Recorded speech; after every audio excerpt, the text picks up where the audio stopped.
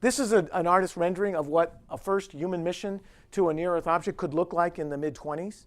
We could actually go to the kind of objects that we think are made of the building chemical blocks that could have helped seed life on planets. There are a class of these small objects called near-Earth objects that are, we think, made of carbonaceous materials. Those things certainly collided with early Earth and early Mars. Now, the interesting thing about this is we don't know enough to design this mission now, so there are artists and engineers have come up with what we'd like to do. But since we haven't characterized these objects, except for the one, we don't know what we would do. But one of the things we feel we would have to do is we wouldn't go land, because there's no landing on an object that you bounce off of. I mean, it'd kind of be hopeless, almost futile. So what we would do is send people down on rope chains, and they would go and tether themselves to the surface. It's kind of like climbing the wall of a rock, in the Grand Canyon, but knowing that if you fall off, you're going to float away. I mean, a little less risky, but you wouldn't want to float away in free space. So here you see a couple of women tethered to a piece of an asteroid. Again, we don't know that they look like this. So one of the things you're going to see in the next decade is missions to asteroids by robots to see what they're really like. Sampling them, understanding how to operate around them, it's a very important step. So you can see here's a woman and a guy coming off on their tethered thing, flying back, little rocket packs, back to the mothership to come home. So this is an artist rendering of what might happen.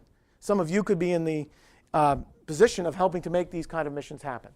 So I want to remind you before I go to Mars that we actually have a constellation of 14 satellites in Earth orbit. And you might say, well, what's NASA doing for global warming, for climate change? We are doing a lot. Very often the things you see on the Weather Channel every now, what's the weather like today? It's going to rain again, sorry. Or the Snowmageddon we had this last winter here, great fun, by the way, is informed by these satellites. We actually can produce a global mosaic of the entire Earth's surface every day from the Terra spacecraft. We study the winds. We have exploratory missions. We study the nature of how the oceans work. This is part of what we do here at NASA Goddard. We do it in partnership with other centers like JPL. So the Earth is a planet. Why should we neglect it?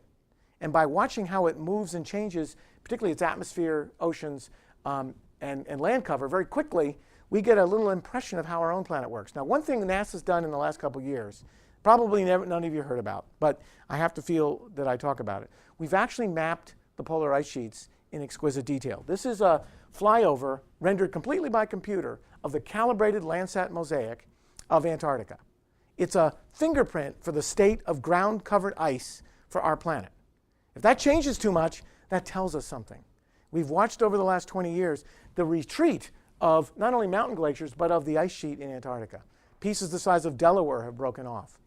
This is a concern of ours, because the runaway rate of these changes may be normal, but we haven't experienced them as humans who are aware of it ever in our history. In the Middle Ages, I think people probably weren't aware of anything. But now they are. We are a living planet. We talk, we breathe. And when you see recessions of the ground lines of ice that are so rapid, we get worried. The other thing we're able to do is take stock of the biological health of our planet in 2D. This map of the ocean color and related quantities allows us to see the state of health of biomass growing in the ocean. And these big dark purple and blue zones are areas where there are less living things. And we can do these kind of mappings from missions like CWIFS, from our MODIS, routinely. You can see blooms of high biological production in the oceans, of course the greens on land, and the deserts. One of the things NASA wants to do in the next decade is do this in 3D. What's the biomass of the forests? How is the carbon system changing? This is critical. And so we have mission plans to do that. So the Earth is a planet. It's a living planet, the only one we know. We're looking for Earths. So here's Earth in the living planet stage. And this is what we do in our Earth Science program, again, superimposed on that. So what about Mars? Everyone asks me, was Mars ever like this? Is Mars truly the astrobiological planet that we all know and love? Well, for the last 15 years, all of you who have cared to notice have witnessed the greatest robotic era of exploration of the planet Mars in the history of women and men. We are at a time of every time we go, it's a new revolution in how we see the planet. This flying around I'm showing you now was something I dreamt about when I first came to NASA now 25 years ago. This is Mars in 3D. The hot colors are high, the other colors are low. This is the South Polar Ice Sheet. We now know it's made of water ice. Before this mission, the Mars Global Surveyor, we thought it was all frozen carbon dioxide, dry ice. It's water. Sorry about that, folks. This is the North Polar Ice Sheet, the great hockey puck.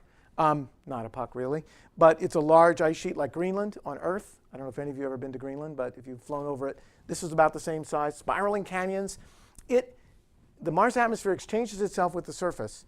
25% of the atmosphere freezes out and then sublimes into the atmosphere every single year on the planet Mars. The mass balance of the polar ice sheets, predominantly made of water ice, are a critical barometer of climate history on Mars. We think Mars is going through monumental climate sweeps, partly because its rotational axis, the angle axis of obliquity, as some of you may know, actually doesn't wobble a couple degrees like Earth's, which causes huge climate changes over scales of 10,000 to 100,000 years. On Mars, it wobbles by 20 to 30 degrees. So imagine if the Earth's axis, went like, well, we would have a different climate state. Trust me. Physics does not lie. People try to legislate it, can't change it. So Mars has gone through wild climate change. And we now know that by measuring things about the planet, both in 3D and in the atmosphere. So we did this mapping here at Goddard with our partners at JPL as part of the Mars Global Surveyor mission. We now know any place we want on Mars, good to about a foot or two. That allowed us to send missions to Mars that before this mapping, and before we got to look at the biggest volcano in the solar system in 3D, would not have been possible. I'd like to show this picture for a minute. This is Olympus Mons. It is 6 million cubic kilometers of rock. It has around it a large cliff line, an escarpment, that is 3 to 4 kilometers high. When we first saw that in photographs in 1972, people said, oh, geez, I didn't realize that would happen.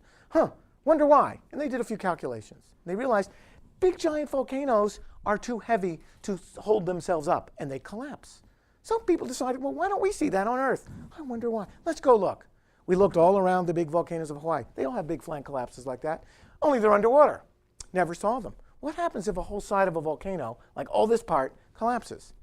On Earth, it moves stuff. If it's underwater, what's it going to move? Water. What's the water going to do? It's going to turn into gigantic tsunamis. Gigantic tsunamis that could actually affect the coastlines of the Pacific in the United States, in the east from other places. So we discovered by looking at Mars how some aspects of our own planet work by just observing them. So this is one of the discoveries where planets informed our own history. On Mars, we have a system of giant volcanoes. We also have Mars seen now here, where we've taken topography and imaging from one of our satellites, Odyssey, and put it together. We do have little mini tornadoes on Mars all the time. And what we also have on Mars, which is so staggering, aside from impact craters, is the solar system's largest canyon system. You might say, well, how did little old Mars, 38% the size of the Earth, okay, not big enough to have worked the way the Earth did, produce a canyon system here that makes our own Grand Canyon dwarf in comparison? How did it do that? Why does Mars work so different? Here's Los Angeles for scale. You can see 7.2 kilometers. Our Grand Canyon, I'll show you in a minute, would fit in one of these little spare canyons. And if any of you have been down in the canyon on a mule, I think you'll know, that was a joke. The mules are a little bit nasty at times, but they are fun, actually. So this is a canyon system that goes 3,000 kilometers across the midriff of Mars. Why is that? What ripped apart this planet with a crust and possibly with a water history unlike anything on Earth? That's one of our conundrums, one of our enigmas. So here we are flying up one of those canyons seen from Odyssey and our Mars Global Surveyor. The Grand Canyon for scale would fit right here. So if any of you have been there, it's pretty big, pretty dog. You don't want to fall in. They do lose a few every year, I've been told. So one of the things we learned about Mars then, the scales of things that operate on Mars, climate, are different. So in 2003, we launched a pair of twin rovers.